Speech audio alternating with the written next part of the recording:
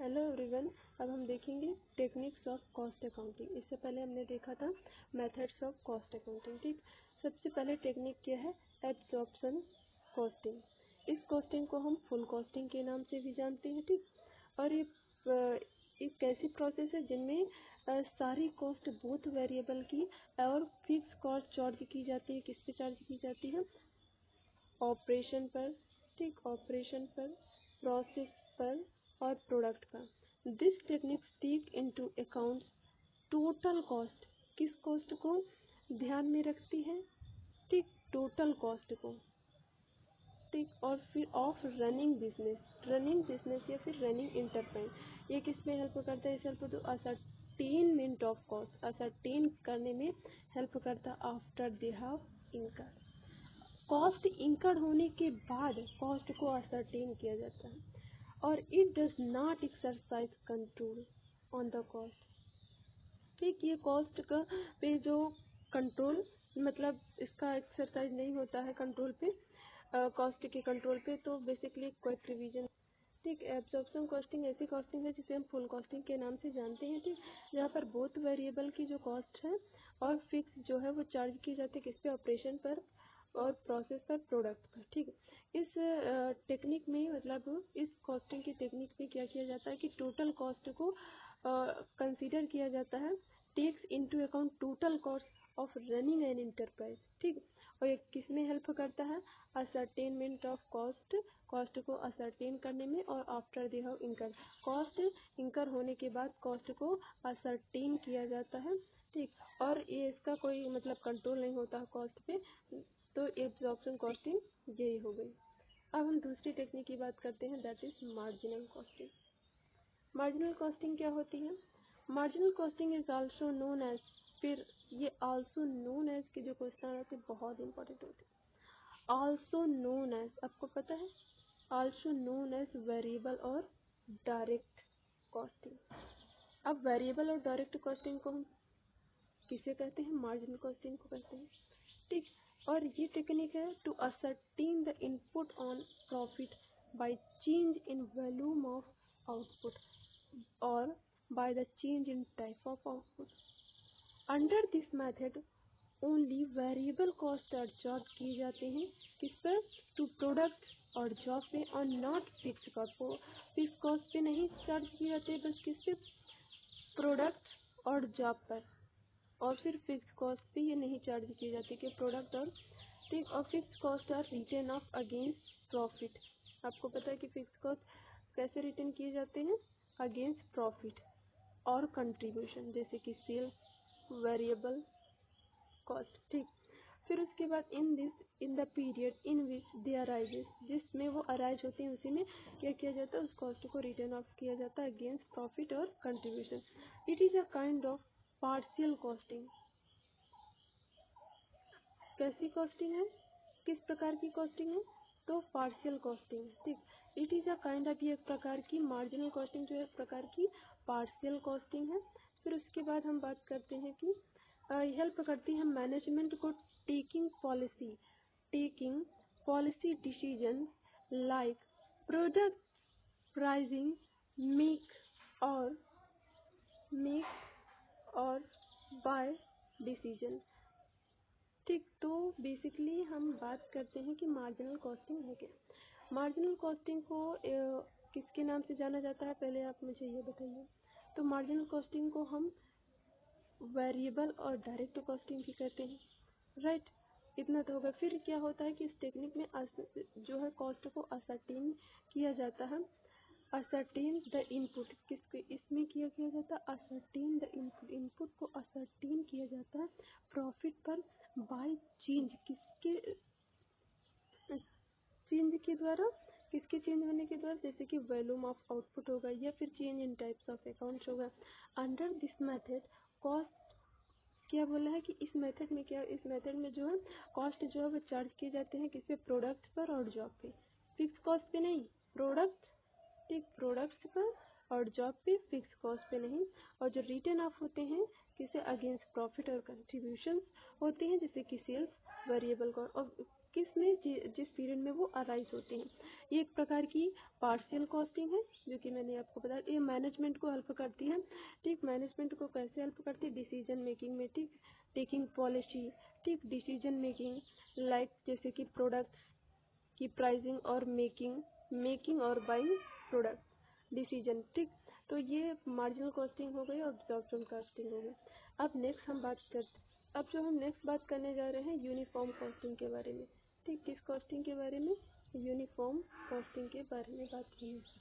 Uniform costing क्या है? एक मेथड है जिसमें क्या होता है कि विच एन अटेम्प्ट इज मेड, जो अटेम्प्ट मेड किया जाता है किसके द्वारा? बाय सेवरल अंडरटेकिंग के द्वारा एंड ऑर्गेनाइजेशन के द्वारा, ठीक। और फिर क्या होता है? टू यूज करने के लिए, किस लिए? टू यूज करने के लिए सिमिलर कॉस्टिंग प्रिंसिपल यूज करने के लिए, ठीक। जैसे कि प्रैक्टिस हो गए, methods and technique in order to, क्या लिखा है? In order to compare performance of one with other. The object of this technique, इस टेक्निक का ऑब्जेक्ट क्या है? कि प्रमोट करना इफिशिएंसी को बाय इंश्योरिंग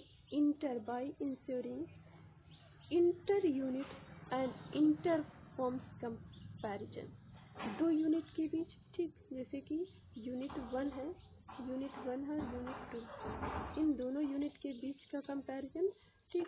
और फिर इंटर फॉर्म, दो फॉर्म ए है और फॉर्म बी है, इस दोनों फॉर्म के बीच का कंपैरिजन।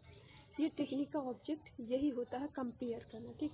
तो बेसिकली एक बार फिर से रिवीजन देखते हैं कि ये मेथड क्या है। मेथड ऐसी मेथड है जिसमें अटेम्प्ट मेड किया जाता है सेवरल अंडरटेकिंग के द्वारा, ऑर्गेनाइजेशन के द्वारा, क्यों? टू यूज़ करने के लिए सिमिलर कॉस्टिंग प्रिंसिपल की, जैसे कि practices, methods and technique in order to, किसके लिए? इन ऑर्डर टू कंपेयर करने के लिए परफॉर्मेंस को विद अदर, ठीक। ऑब्जेक्ट हमने बता दिया कि कंपेयर करना होता है, कि इफिशिएंसी की टू प्रमोट इफिशिएंसी को प्रमोट करना होता है, किसको इंश्योर करने के द्वारा? जैसे कि इंटर यूनिट को और इंटरफॉर्म कंपैरिजन, राइट। तो ये हो गई एक यूनिफॉर्म का मतलब होता है कि एक समान लागत। जैसे हमने बताया इंटर यूनिट और इंटर फॉर्म के बीच जो है वो कंपैरिजन किया जाता है। अब स्टैंडर्ड कॉस्टिंग की बात करते हैं। स्टैंडर्ड कॉस्टिंग, तो स्टैंडर्ड कॉस्टिंग आपको समझ में आ रहा है कि इसमें एक स्टैंडर्ड सेट कर दिया जाता है। देखते हैं कि इस मेथड में under which standard are fix, बताया ना कि स्टैंडर्ड इसमें जो है वो फिक्स होता है, फिक्स कर दिया जाता है फॉर ईच एलिमेंट, किसके लिए? For each element of cost and revenue for purpose और control, purpose of control. These standard costs are then compared with the actual so as to determine the extent of variance. These variance are they analyzed to find out their causes so that the remedial action can be taken. तो basically हमने standard costing का मतलब यही इसमें जाना है कि एक स्टैंडर्ड जो है वो फिक्स कर दिया जाता है, एक स्टैंडर्ड जो है वो फिक्स कर दिया जाता है ईच एलिमेंट ऑफ को, हर एक एलिमेंट के लिए, ठीक। और फिर revenue for purpose of control, और रेवेन्यू भी किस पर्पस के लिए? कंट्रोल के लिए। फिर और ये जब ये स्टैंडर्ड फिक्स कर दिया, फिर ये स्टैंडर्ड को हम कंपेयर करते हैं किससे?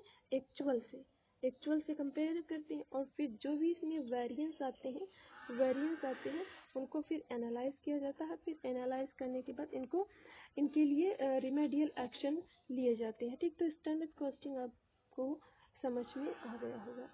Now direct costing. फिर डायरेक्ट कॉस्टिंग क्या होती है? Direct costing is a technique under which all direct cost और चार्ज, जितने भी डायरेक्ट कॉस्ट होते हैं वो चार्ज किए जाते हैं to promotion process and products, while the indirect costs are written off against profit in the period in which they arise, ठीक। जितने भी डायरेक्ट कॉस्ट होते हैं वो किस पे चार्ज किए जाते हैं?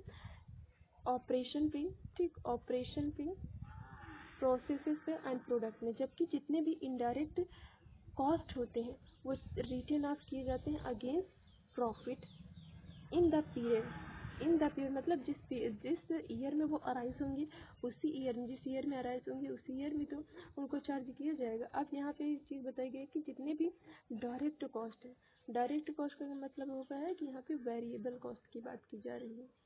ये टेक्निक सिमिलर है, किसकी सिमिलर है? मार्जिनल कॉस्टिंग की।